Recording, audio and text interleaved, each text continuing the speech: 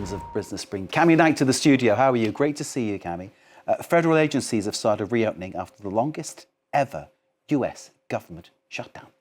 43 days that shutdown lasted, and although President Donald Trump signed the funding package last night, things are not quite back to normal just yet. Air travel is still feeling the effects, with nearly 1,000 flights cancelled this Thursday, and federal workers who are furloughed or working for free are still waiting to receive their back pay. It's likely the lingering effects of the shutdown will be felt for months, and with the agreement only funding the government through January, it's possible Americans will have to face another shutdown soon. Brian Quinn has the details. Federal workers furloughed, crucial food assistance cut off, a national air traffic control system hobbled. The effects of the longest federal government shutdown in U.S. history will take time to unwind. The services that the government provides are now 6 weeks essentially behind schedule, and some of that productivity might never get recovered. The 600,000 government employees who were furloughed for the 43-day shutdown have been ordered to return to work Thursday.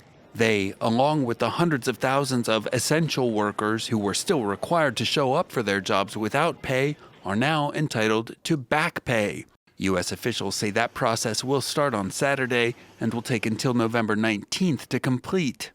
The Supplemental Nutritional Assistance Program, SNAP, provides food aid for some 42 million low-income Americans who have not been receiving their full benefits for weeks. States say they will need as much as a week to update beneficiary lists and recharge the debit cards used for SNAP.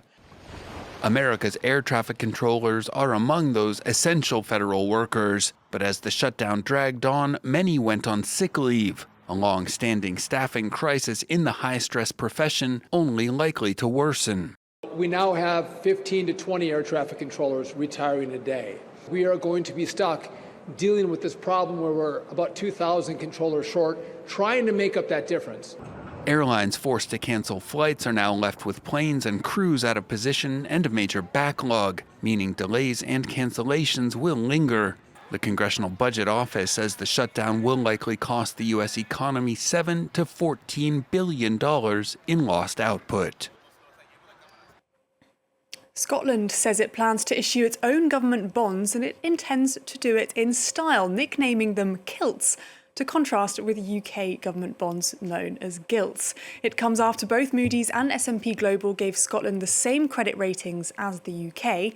Quick reminder, government bonds are loans you give to the government that pay you back with interest later. First Minister John Swinney says the proceeds will be used to fund capital investment in key infrastructure. This, of course, is dependent on whether the SNP government is re-elected in May, after which it would issue a total of £1.5 billion of debt during the next Parliament. It's very little compared to the $300 billion that the UK expects to issue this year, but it's seen as a way to establish the principle that Scotland can raise its own funds independently. In other news, the EU is seeking to crack down on Chinese parcels faster, European finance ministers agreeing to bring forward to next year customs duties on low-value parcels arriving in the bloc. The move is likely to hit retailers like Shein and Temu as more and more Chinese goods enter the EU. Gabrielle Nadler has the story. €3 crop tops and €11 cast iron pans may no longer get into Europe as easily. The EU agreed to remove a de minimis duty exemption on orders worth less than €150 starting next year, in a decision by finance ministers on Thursday. This is part of an effort by the EU to crack down on low-cost Chinese goods from retailers like Shein and Temu. Last year, the number of low-value parcels entering the EU doubled to 4.6 billion, 90% of which came from China, according to EU data. Ending the exemption will close long-standing loopholes that's been systematically exploited to avoid custom duties. This change will also create a fairer and more level playing field between European businesses that pay duty on all imports and non-EU companies that sell low-value goods directly to European consumers without paying customs. The agreement was hailed across Europe as a positive step. The US had already removed its own de minimis policy, which applied to parcels worth under $800, raising concerns more cheap Chinese imports would come into Europe. The decision also comes after the French government took actions to suspend Shein over its sale of childlike sex dolls. The models of Shein and Temu represent an industry we must protect ourselves from.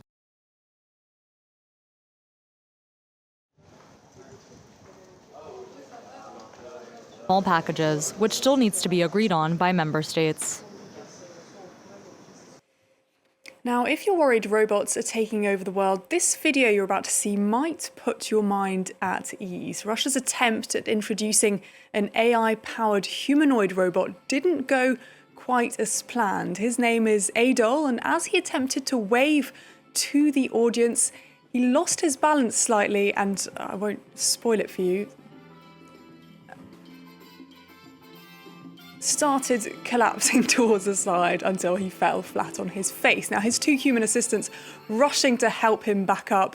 The company's CEO told Russian media that the fall could have occurred because of insufficient lighting or a malfunction, probably not what he was hoping for the robot's debut. But if you're looking for the drunk friend experience, look no further, Mark. I was about to say, I bet you've done that, haven't you, on a night out? Never. No comment there from Cami, but I'm sure we've all been there. Never mind. Poor robot. Cami, thank you very much indeed for the business there. She's back with more. Even more robot stuff. You never know. We'll see. Cami, thank you very much indeed. Great to see you. We'll take a very short break after that. The news continues here at Prime News Paris. Stay with us.